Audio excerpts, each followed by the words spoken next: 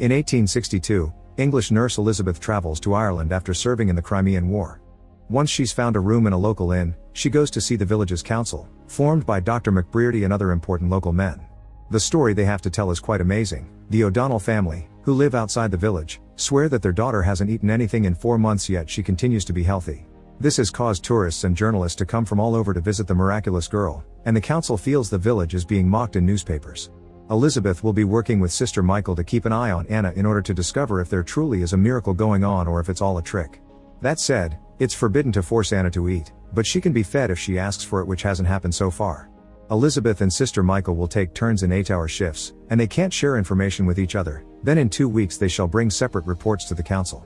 Afterward, Dr. McBrearty takes Elizabeth to the O'Donnell's house, and on their way there, Elizabeth wonders why they didn't hire 2 nurses.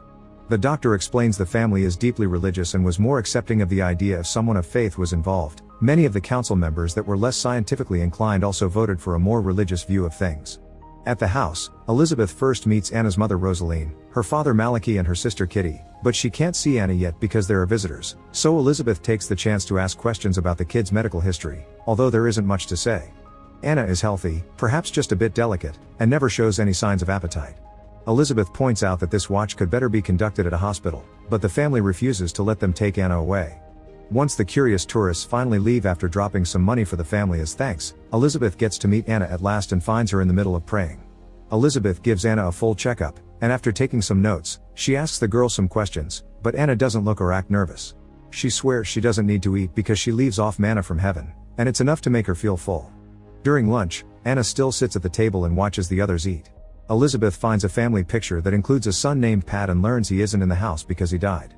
The O'Donnells ask Elizabeth about her own family, and she explains she's a widow, although she doesn't mention she also lost a baby. At the end of the day, Elizabeth changes places with Sister Michael before returning to the village. Before going to sleep, Elizabeth drinks a special medicine and pricks her finger while staring at the shoes of her lost baby to spark up her mind and forget about her sorrows for a while. From then on, Elizabeth spends every day with Anna and saves her nights for her sparking medicine. Soon they enter an easy routine that allows Elizabeth to get to know Anna better, like the fact her main hobby is collecting religious cards.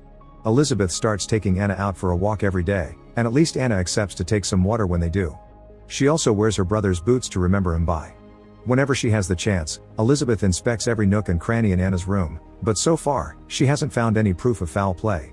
Sometime later, when Dr. McBrearty comes to check on things while yet another journalist named William takes a picture of Anna, Elizabeth takes the chance to protest against these visits. Anna is constantly being bothered by strangers, and for a serious study, quiet and isolation would be preferred, thus the doctor accepts her request. Later at the inn, William approaches Elizabeth to ask permission for an interview, but Elizabeth is firm on not allowing any strangers to visit Anna, and she refuses to answer any questions because of patient confidentiality. As time passes, Elizabeth continues to search for clues. She asks Kitty what was the last thing Anna ate and learns it was communion bread because she has her Holy Communion on the same day as her birthday, which the family considered a blessed day. Anna had stopped eating exactly when she turned 11. Elizabeth also asks Sister Michael to change shifts so she can watch Anna over the night and asks for a lamp to be brought to her room for better light. This is how she learns that every night Anna's parents come to say prayers with her, and part of this ritual includes Rosaline kissing Anna's mouth. While Anna sleeps, Elizabeth checks the bottom of one of Anna's treasures and accidentally breaks it, but it also allows her to find a lock of hair.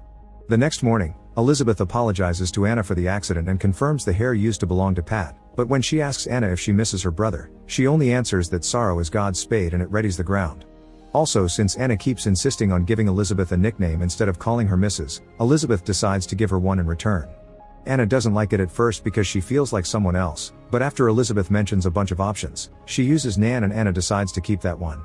Days continue to pass with Anna not receiving visitors anymore. Only Elizabeth, Sister Michael, and her family are allowed to see her, yet William stays in the village, unwilling to give up on his story yet no matter how many times Elizabeth turns him down. William confesses he still sends his editors daily updates, vague as they may be, and when he calls Anna a good actress, Elizabeth shocks him by saying she believes Anna's sincerity.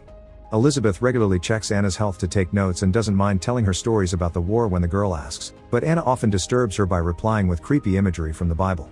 One evening, Elizabeth finds Anna's family surrounding the child for their daily ritual, and it raises so many red flags that it prompts Elizabeth to announce not even her relatives can approach Anna anymore. From now on only she and Sister Michael can touch her.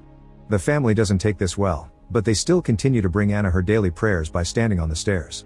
When William approaches Elizabeth again saying he could be the fresh eyes she needs to crack the case, Elizabeth turns him down explaining she's keeping the family away and that should reveal the truth soon.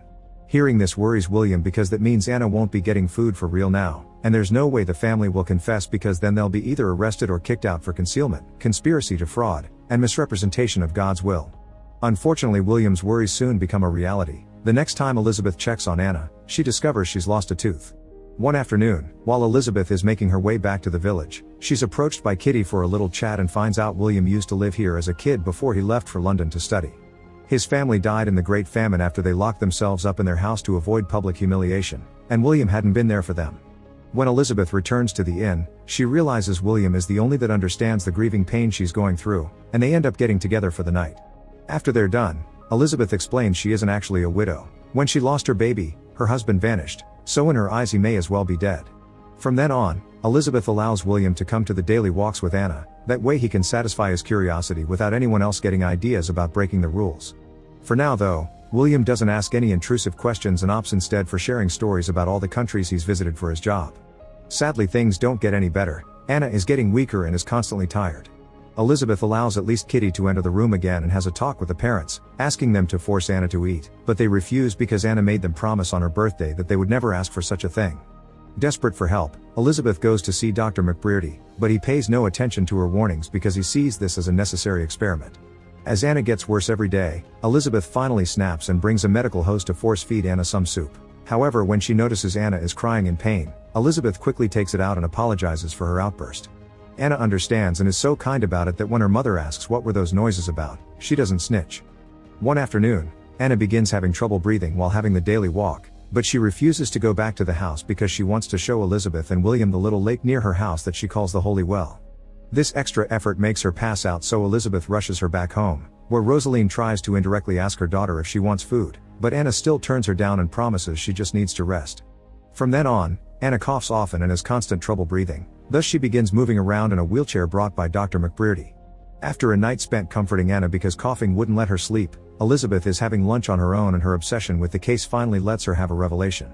She rushes to see Anna and tells her the sacred manna she thought she was consuming through God had been chewed food her mother fed her through the kisses during their rituals, but Anna refuses to see it as food. Because it was part of the ritual, it still counts as a holy secret, but Elizabeth will never understand because she doesn't share their beliefs. Even if the truth is out now, Anna refuses to receive food or those kisses again because she's been fasting on purpose to save her brother's soul. It turns out Pat took advantage of Anna since she was 9, calling it double love because she was both a sister and a wife to him. Rosaline blamed Anna for Pat's despicable actions and now Anna even admits she loved him too. That's why she's fasting. Usually religious fasting is only for a day or two, but Pat's soul must be terribly deep in hell for his actions. He died of a mysterious disease that Anna thinks was a sign of God's wrath, so she must make a sacrifice to save Pat's soul from damnation. Elizabeth tries to explain to Anna that nothing was her fault and how damaging can it be to think like that, but Anna is firm on her decision. When the time comes to present her report to the council, Elizabeth tells the men that Anna is dying and that her mother had been feeding her through those kisses like a bird.